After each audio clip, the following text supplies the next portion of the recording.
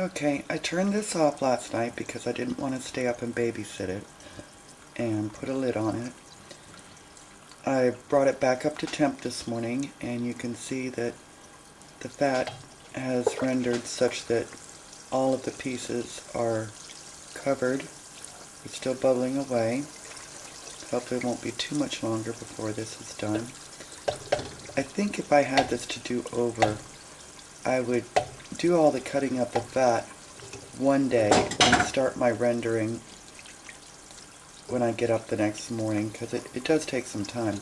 I don't know if it can be done faster or not, but it looks to me like it's clicking along. I didn't want to make it too high, so I'll be back. Okay, we're almost done. You can see the cracklins are getting brown, though I would like them a little browner myself, so I'm going to keep going. The cracklins can be used on salads, in cornbread, what have you. I think next time I am going to grind my fat because that would make the cracklins more even in size. I think they'd brown more quickly, and I think I would prefer a smaller little bit. I wouldn't want one of these chunks in my cornbread, for instance, though I could see having it on soup or a salad. Certainly they would be delicious in baked beans and things like that. So I'll be back when I'm finally ready to take them out.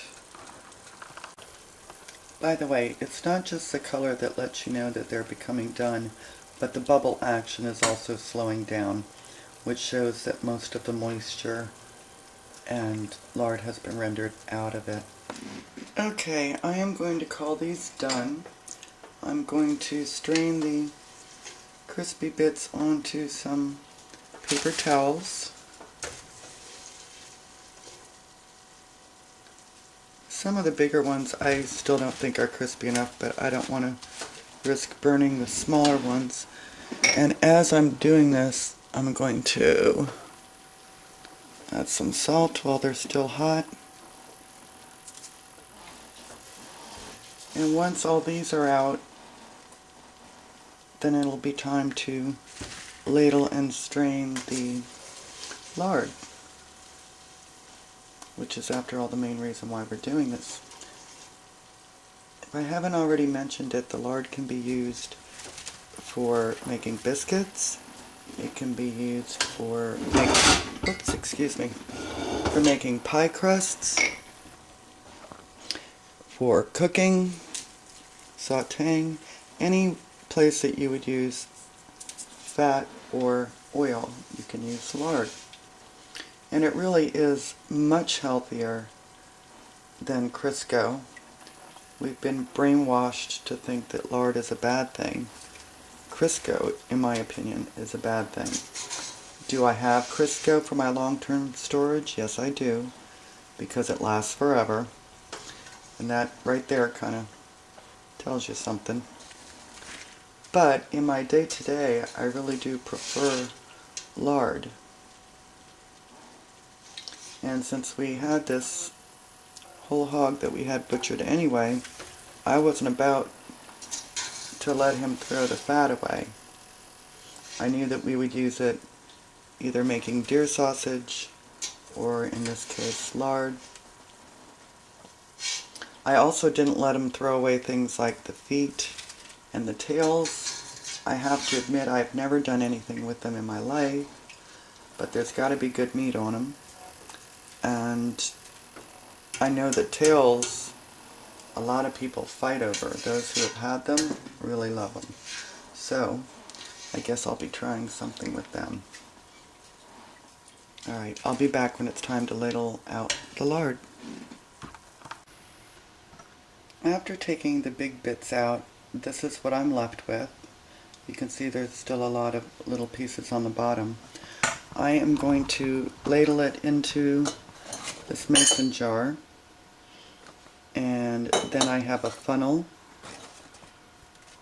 with a coffee filter and a strainer.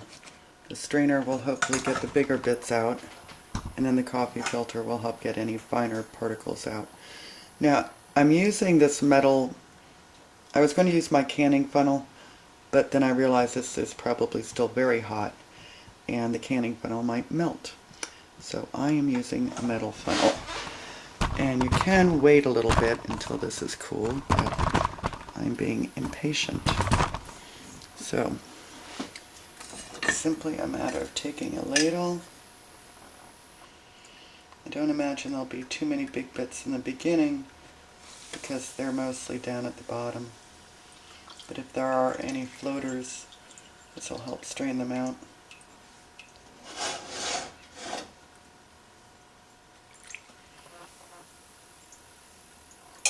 So you see, it's a fairly easy process. Like so many things, it's not that it's difficult, it just takes some time. So I don't know if you have access to whole hogs where you are, either a farm or 4-H, or at least around here 4-H always sells them at the county fairs after they have their judging. They have an auction night. And you do pay a little more for it, but you know that it was a happy, healthy animal. So let's see if you can see it at the bottom. No, you can't. Okay.